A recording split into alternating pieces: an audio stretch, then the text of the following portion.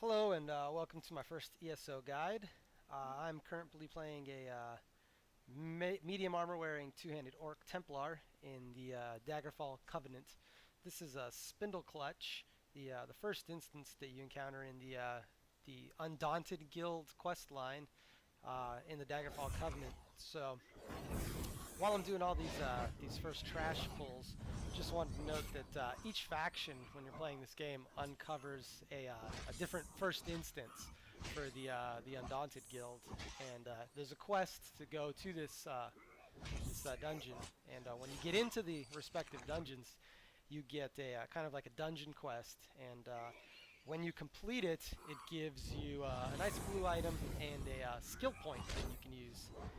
And the interesting thing is once you hit a certain level or maybe finish the first dungeon, you can queue up using the group finder tool, or just through the map interface. I think via the way shrines, you can actually make a group and port to the other dungeons.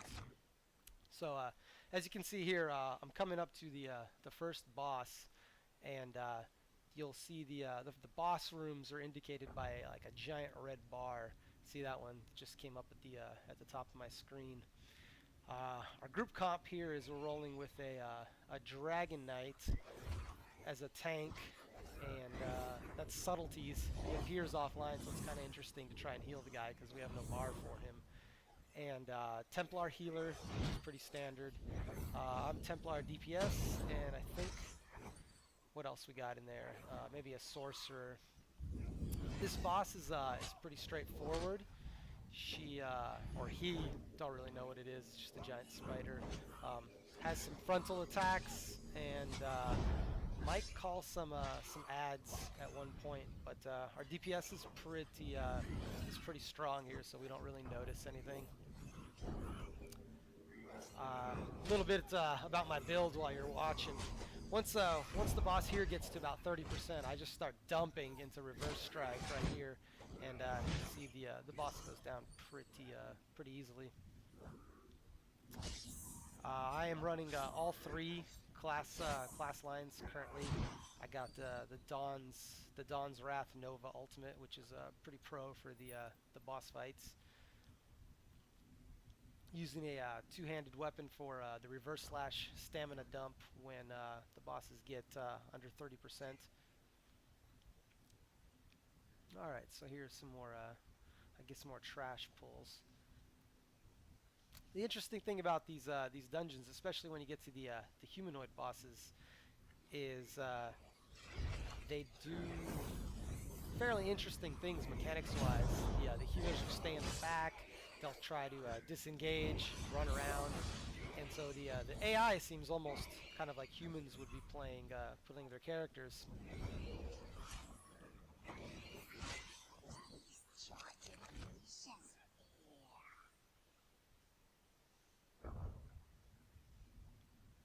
You'll also notice, I think, when I first looted the first boss, it didn't really have any loot on it, and that's because most of the bosses, most of the dungeons, they don't seem to be itemized now. They seem to give you loot through treasure chests as opposed to killing the bosses themselves.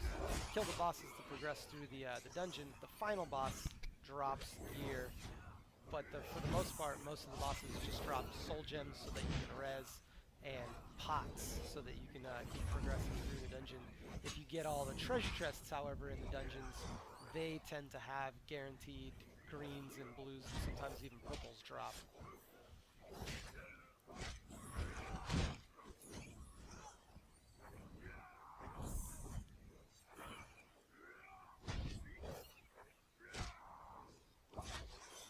You'll see the two-handed warriors or Templars and whatnot are fairly mobile. As long as they have stamina, they can kind of port around and kill healers as they become apparent. Okay, so we're coming up on the second boss of the instance right now, and you see I've got my ultimate charged over there, my number 6 skill. So these little things coming up on my screen are called synergies. Tank's got one that he's pretty much using on cooldown, and it lets you hit X or whatever your synergy button is and cast like a little mini AoE.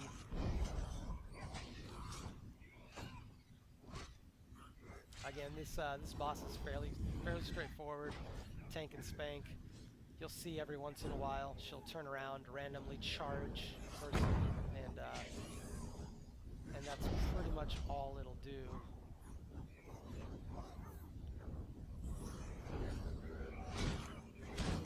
The healing seems to be very bursty. There's not a lot of sustained damage, since the tank, once he grabs aggro, you can see all he's doing is really blocking. And the boss will have a few moves here and there. She'll combo and take everybody low.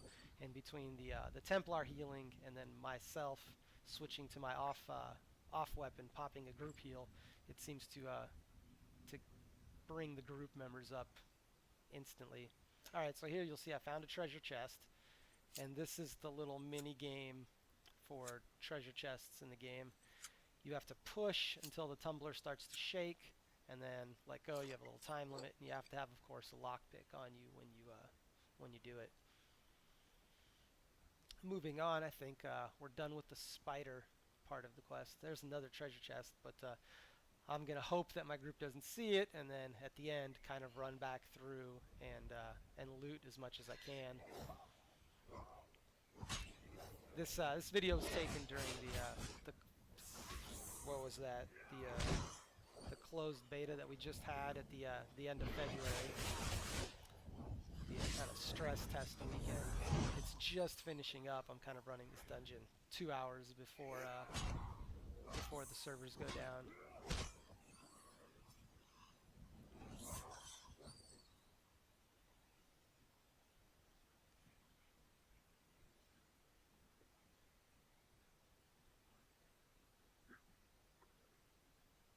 Alright, so we're at the humanoid area here, and here you'll start to see some better kind of AI mechanics. The pulls are fairly difficult.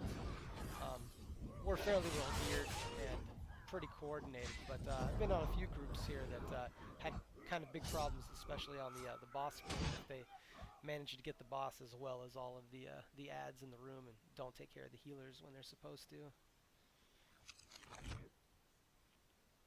So this is a boss room. You don't really, it's hard to tell who's the boss.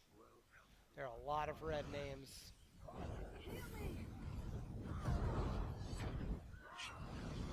And you'll see I'm kind of just seeing low targets, getting them down, identifying the healers, and then peeling off onto the healers and the casters, trying to get them down as quick as possible.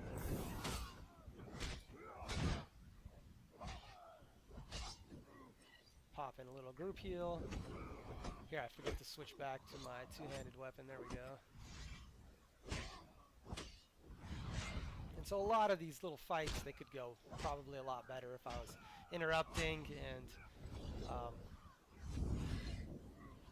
blocking when they did their heavy attacks. Instead, I'm kind of just face rolling this because the DPS is high enough. Okay, there we go. That was the boss. See here when I loot it, just the soul gems, some gold, and some magic pots. Some magica pots. There's another chest on my right. No one's gonna get that. And we're into another big pool.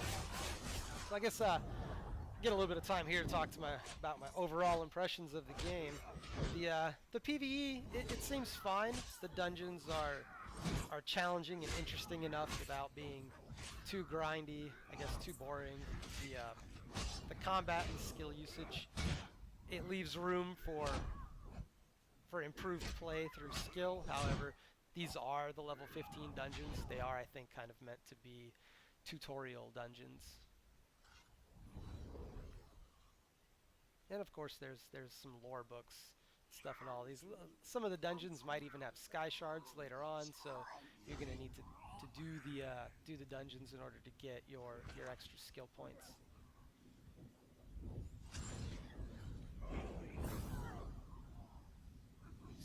And this is another boss.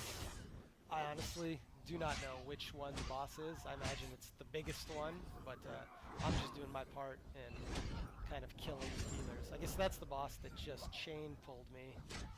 And here she is. So see a skill right there where the boss kind of glows in a beam of light. Backlash. What it does is, as long as that beam of light is on, whatever damage I do kind of gets saved up. And at the end of the beam of light, the boss explodes, and all the damage that I did during the 6 seconds is amplified by 33%.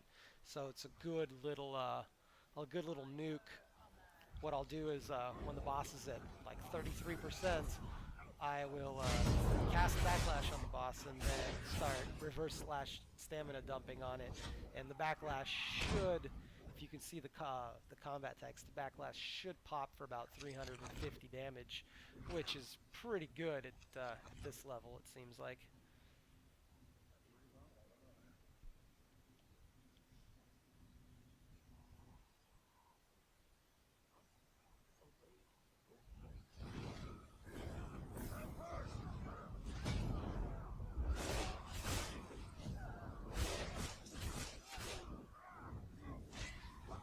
I feel like we don't really need any magicka for heals, then I'll just kind of start casting my number 2 ability, Puncturing Strikes, which is a pretty good AoE on no cooldown, which a lot of the abilities in this game have no cooldown. It's not a cooldown based game. The only limiters are your regen. It's a resource management game. So if you got full bar mana and you want to, magicka in this game, you got a full bar magicka and you want to do some damage, you can just, pop off 3-4 abilities one after the other. Here we go, my tanks. He found a treasure chest up there.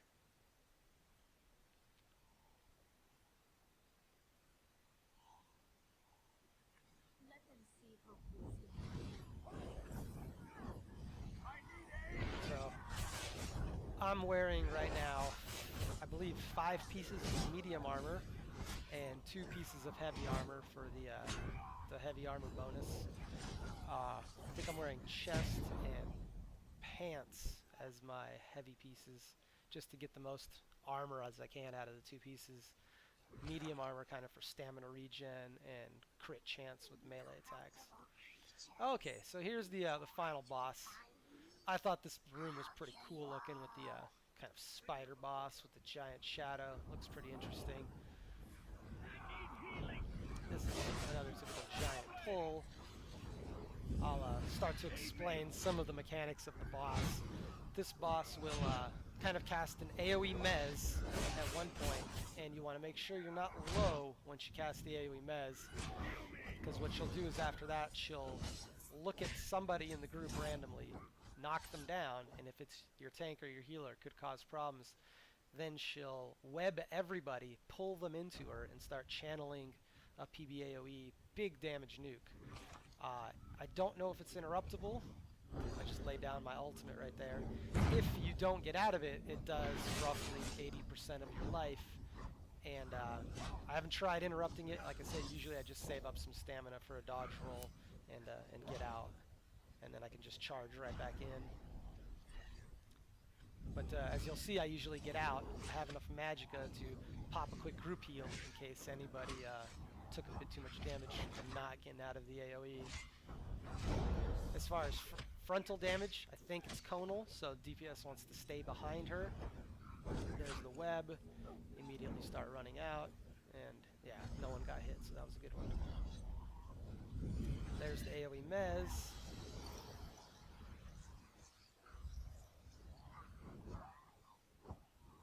Where I think she mezzes everybody but the tank, so the tank should be topped off. You see now she's at 30%, so I'm just reverse slashing. I'm even going to sit through this thing. Did 70%. And that's the final boss. See, loot her, and we will get a blue bow, level 12, with a pretty nice proc on it for 11 poison damage. And then this guy will turn in a quest there.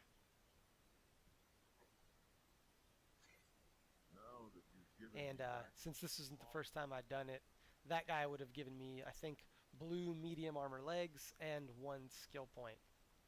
So now what I'm going to do is everybody else in the group is porting out or going to another instance, and I figured, well, I'm going to run through the instance and loot all the treasure chests. So here's a bag that I found.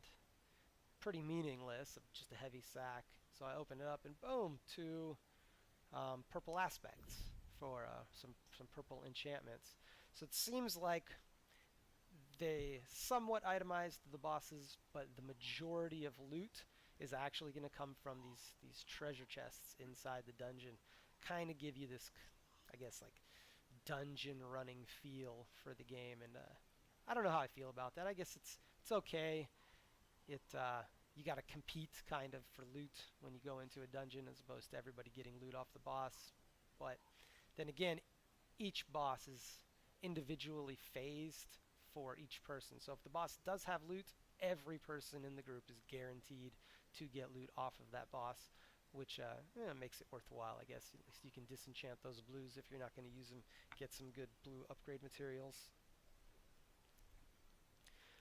So anyway, that was the Spindleclutch dungeon. I'm going to probably be doing this for another good 5 minutes as I run through the whole instance, so you don't need to watch if all you were looking for was the guide. Let's see what else I can find in here. You really got to kind of go into all the nooks and crannies to find all the treasure chests and all the heavy sacks.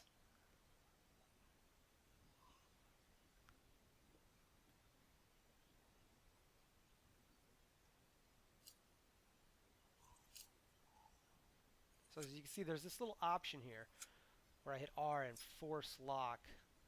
I guess I have an 18% chance to just open it without having to play the minigame, depending on my skill. Oh, and I think I didn't have auto loot on, and I moved, and no longer available. So I just lost out on a green. I didn't really catch what it was. Going into my settings, turning on the auto loot so that I don't make that mistake again.